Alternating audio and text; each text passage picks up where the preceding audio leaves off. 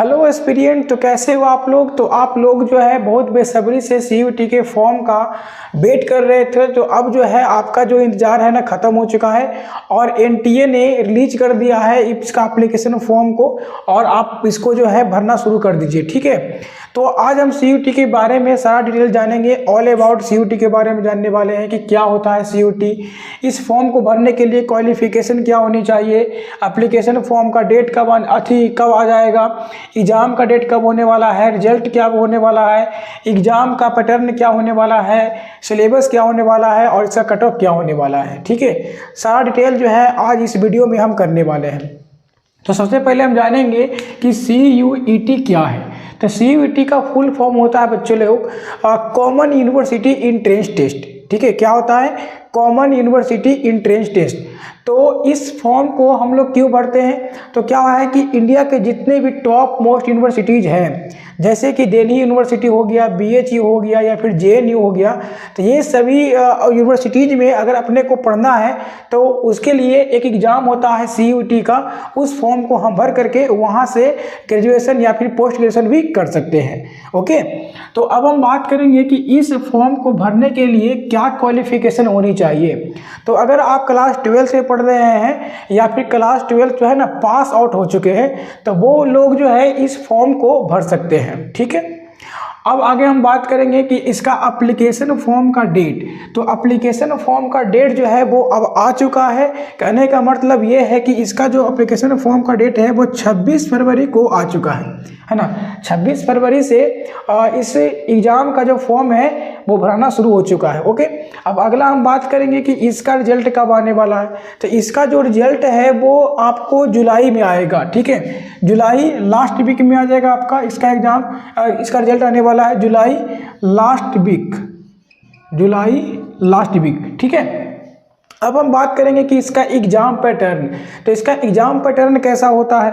तो देखो जी, इसका एग्ज़ाम पैटर्न जो है ना वो 3 सेक्शन में बटा होता है। एग्ज़ाम पैटर्न जो है वो 3 सेक्शन में बटा होता है।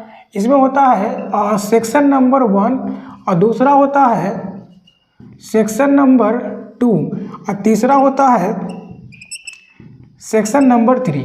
ओके, तो सेक्शन नंबर 1 में क्या होता है जी।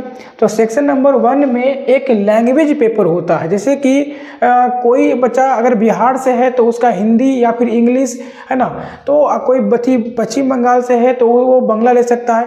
तो इसमें एक पेपर होता है अपना लैंग्वेज। ठीक है, अब ये सेक्शन 2 में क्या होता है जी, तो डोमेन सब्जेक्ट होते हैं। जैसे कि क्लास 12 में अगर आप फिजिक्स केमिस्ट्री मैथ से कर रहे हैं तो वहाँ पर जो डोमेन सब्जेक्ट है तो आपका वो physics chemistry math bio Hindi English geography history. तो इस प्रकार से यहाँ पर सेक्शन 2 में पेपर होते हैं जो कि आप फॉर्म भरने के समय जो है आप फिजिक्स चुन सकते हो, केमिस्ट्री चुन सकते हो, मैथ चुन सकते हो, इस प्रकार से आप कर सकते हो।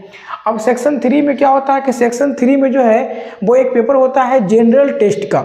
ठीक है, क्या होता है भाई, तो जनरल टेस्ट का उसमें मैथ भी रहता है, रीजनिंग भी रहता है, जनरल साइंस भी रहता है। ठीक है, तो इस प्रकार से आपको सेक्शन 1 सेक्शन 2 सेक्शन 3 आपको पेपर रहने वाला है। ओके, अब हम अगर बात करेंगे इसका सिलेबस का कि इसका सिलेबस क्या होने वाला है। तो इसका सिलेबस जो है ना वो काफ़ी कमाल का हमको लगता है। क्यों लगता है कमाल का, जो देखो कि जेई मेंस का जो एग्ज़ाम होता है ना बाबू लोग, तो जेई मेंस का जब एग्ज़ाम होता है तो उसमें क्लास 11th और क्लास 12th दोनों का टॉपिक उसमें पूछा जाता है। लेकिन सीयूईटी क्या बोलता है कि देखो जी, और उसका लेवल जो होता है ना जेई मेंस का वो एनसीईआरटी से काफ़ी ऊपर होता है। ठीक है, लेकिन सीयूईटी क्या बोलता है कि ना जी हम जो है ओनली एनसीईआरटी को फॉलो करेंगे और एनसीईआरटी को तो फॉलो करेंगे और सिर्फ इसका क्लास 12th का ही सिलेबस रहता है। यानी क्लास 12th में कोई बच्चा अगर मैथ पढ़ रहा है तो उसका रिलेशन फंक्शन आईटीएफ है ना, कैलकुलस यानी कि डिफरेंशियल और इंटीग्रल दोनों चल रहा है, वेक्टर चलता है, प्रोबेबिलिटी चलता है। ठीक है, तो इस प्रकार से जो सिलेबस है वो सिर्फ उसका क्लास 12th का ही सिलेबस रहने वाला है, अब वो भी क्या, तो एनसीईआरटी। ओके, चलो अब आगे हम बात करेंगे कट ऑफ। तो देखो अब आप ये भी जानते हो कि एनसीईआरटी का जो लेवल है वो जेईई मेंस से काफ़ी नीचे होता है। ठीक है, तो एनसीईआरटी बनाने वाले बच्चे को जो संख्या है वो ही बहुत ज़्यादा होता है। तो आप ये मान के चलो कि हर एक पेपर कोई दे रहे हो आप ना, कोई पेपर दो तो कोई पेपर में आपको ये ध्यान में रखना है कि 95% से हम प्लस लाए। ठीक है। 95% से क्या लाना आपको प्लस लाना है, तभी जो है आप इसका कट ऑफ जो है पार कर सकते हैं। अब ऐसा नहीं है कि 95 से कम आएगा तो हमें कोई यूनिवर्सिटी नहीं मिलेगा, नहीं मिलेगा। लेकिन अगर आपका गोल है कि दिल्ली यूनिवर्सिटी जाएं, चाहे BHU जाएं या फिर JNU जाएं, तो आपको 95 जो है प्लस लाना पड़ेगा। ओके, चलिए तो आज की इस वीडियो में आप लोग जान गए CUT के बारे में कि क्या होता है, इसका क्वालिफिकेशन क्या है, एप्लीकेशन फॉर्म का डेट सब वगैरह, ठीक है। तो अब इसका अगला वीडियो में हम बताएंगे कि इसका फॉर्म भरने के समय जो है आप किन किन सब्जेक्ट को ज़्यादा चुन सकते हैं, कि ज़्यादा अच्छा रहेगा चुनने में आपको।